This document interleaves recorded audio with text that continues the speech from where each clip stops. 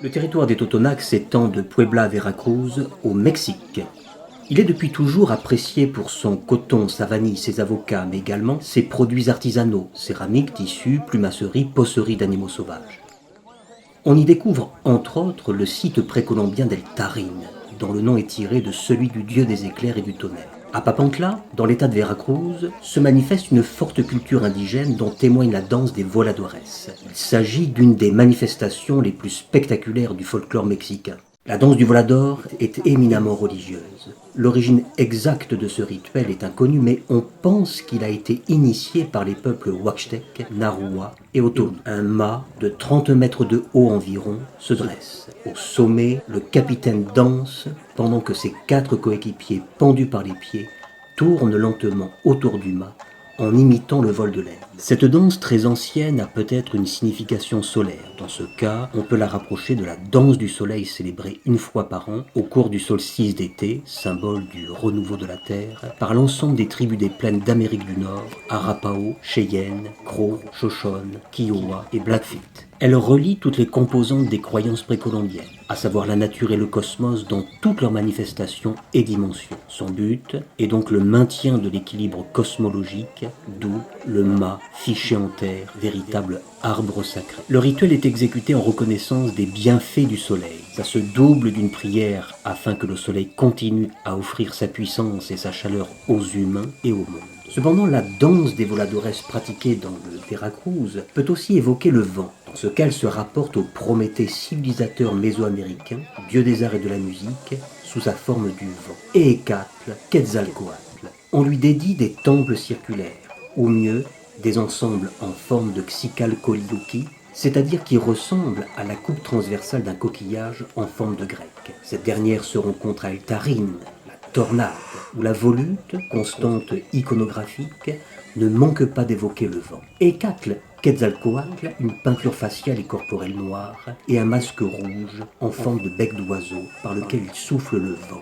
Son bonnet est conique, ses boucles d'oreilles et son collier sont faits de coquillages d'escargot dont la spirale évoque le mouvement du vent. Et pour finir, un escargot coupé en deux sur la poitrine. Les voladores, quant à eux, virevoltent comme des aigles et, tournoyant autour de l'arbre cosmique, provoquent le vent qui amènera la pluie salvatrice.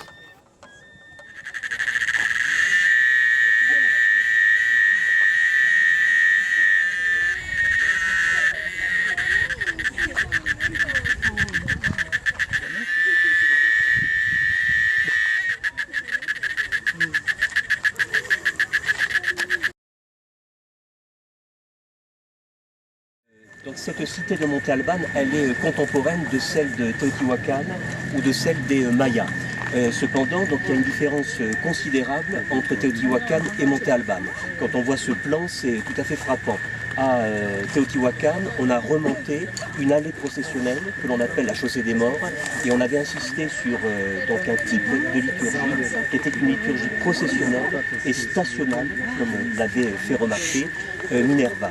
Ce qui veut dire effectivement qu'à Teotihuacan, on avait un ordre social qui était plutôt communautaire, et les communautés ainsi que les pèlerins se rassemblaient sur cet axe monumental. Et effectivement, là, le plan est tout à fait parlant. L'organisation de la cité est une organisation centripète, c'est-à-dire autour d'une place, donc autour de laquelle s'articulent tous les édifices. Mais centripète, ça veut dire quoi? Ça veut dire que les édifices en question sont tous tournés vers l'intérieur de la place. Voilà, hein, donc forcément, on a affaire à une société qui est extrêmement différente de celle de Teotihuacan. L'organisation sociale, le système social hein, est très très différent. Et donc c'est déjà la première chose effectivement qu'il fallait remarquer, le fait que nous soyons ici sur un nid d'aigle qui est quasiment imprenable, tandis qu'à Teotihuacan on est plutôt donc sur des hauts plateaux mais très très vastes et que la ville était ouverte. découverte. Vous voyez donc la différence. Pourtant, les deux cités sont parfaitement contemporaines. Donc ça, je pense effectivement que c'était une chose importante à signaler. Pourquoi? Parce que hier, on avait un peu présenté ces apothèques en insistant sur un point, que la population zapotèque est un peu mystérieuse à ce propos, comme les Olmèques. Hein. Donc quand Minerva rappelle que les apothèques émergent d'une façon un peu mystérieuse autour de 500 avant notre ère, c'est-à-dire à la fin de la période préclassique, donc ils sont donc les contemporains des derniers Olmèques. Les premiers apothèques sont les contemporains des derniers Olmèques. Il y a sans doute une transmission ici hein, de savoir, de science, etc. Et c'est pas sans raison si on va découvrir des systèmes hiéroglyphiques, donc des glyphes qui sont sans doute empruntés à ces Olmèques. Et autre remarque aussi à signaler, c'est à propos du désaxement de l'orientation.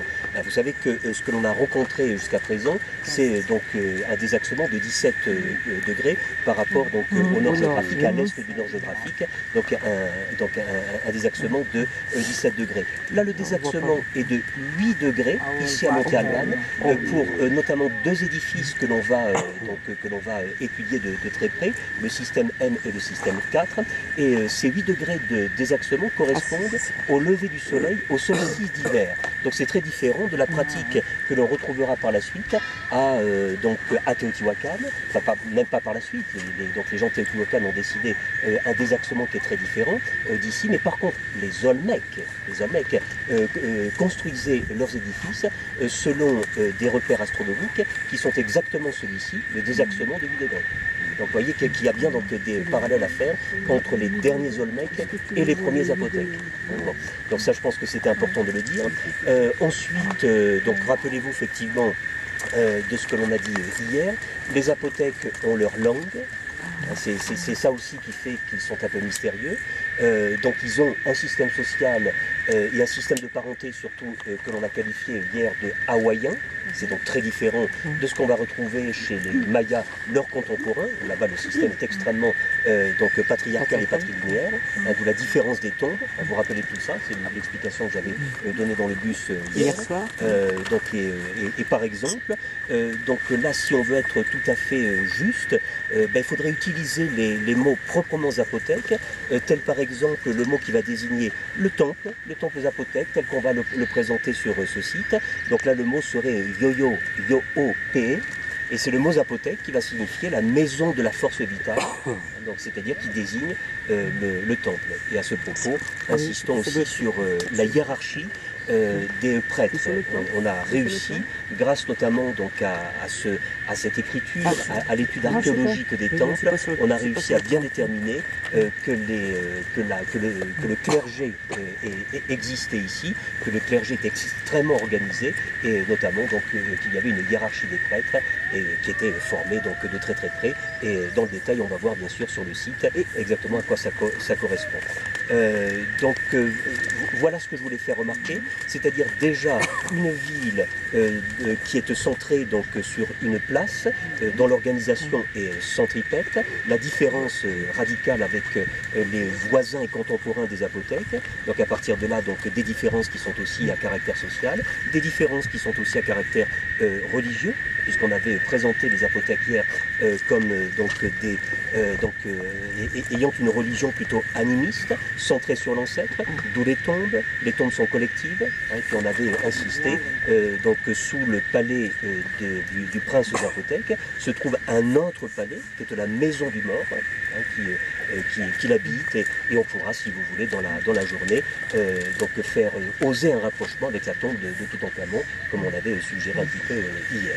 Vous avez deux divinités qu'on a déjà rencontrées et qu'on va revoir à la fois dans le musée aujourd'hui ici à Monté-Albane, et qu'on va voir aussi donc dans le musée de Oaxaca, même si donc il y a une présence mixtèque qui est extrêmement importante, comme l'a rappelé Minerva, le site a été réoccupé par les mixtèques sans pour autant qu'ils aient occupé la cité comme la cité de Mitla qui était leur capitale. Donc il y a deux divinités qui sont très très importantes à apprendre, si en quelque sorte. Il y a la divinité qui est la divinité de l'eau, donc des nuages, donc de la pluie, de la tempête aussi si vous voulez.